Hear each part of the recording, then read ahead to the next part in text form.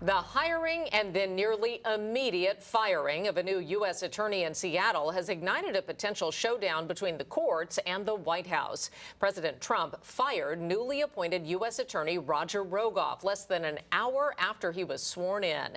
Thanks for joining us tonight. I'm Molly Shen. And I'm Preston Phillips. A group of federal judges appointed Rogoff after there was no formal nomination for the position, something the law permits. KOMO's Michelle Esteban live this evening in Seattle with the case that has thrust Seattle into the national spotlight. Michelle? It has indeed. And Rogoff insisted this firing in less than 60 minutes is not about him, but the rule of law. In fact, he told me if President Trump actually appointed somebody and the Senate confirmed them, he would be cheering the rule of law. You were the U.S. attorney here in Seattle for less than an hour. Greatest hour of my life.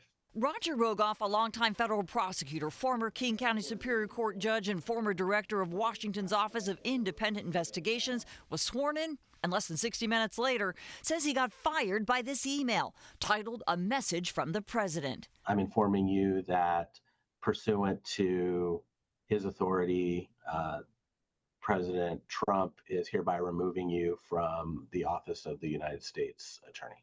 Did you anticipate this would happen?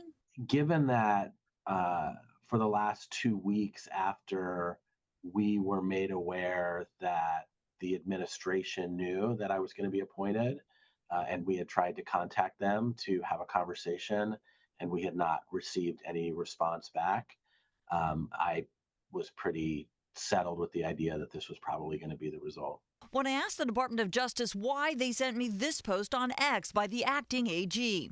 District court judges can appoint a temporary U.S. attorney, and POTUS can fire them. WDWA judges abandoned the time-honored process of consultation with the administration so that the selected U.S. attorney is qualified to serve in the administration. Roger Rogoff has been fired by the president. Do you believe that your removal was lawful? When the judges appoint somebody constitutionally and statutorily, and they're summarily dismissed without a conversation, without an examination, without any understanding of what they intend to do when they get into office, then yes, I think that firing is not appropriate and is most likely unlawful.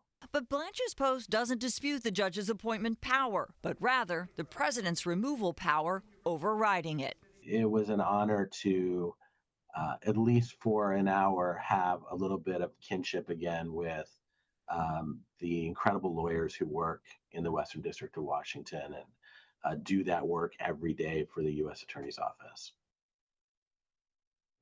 Now, Rogoff insists the office has been without a constitutionally appointed U.S. attorney for 3 years. There have been people there on an interim basis as well as acting posts.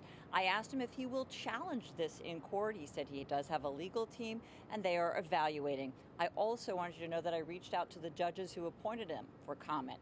They told me they could not comment. That's the very latest. Michelle Esteban, KOMO News. All right, Michelle, thank you. That brings us to our KOMO Pulse poll. Scan the QR code on screen to participate.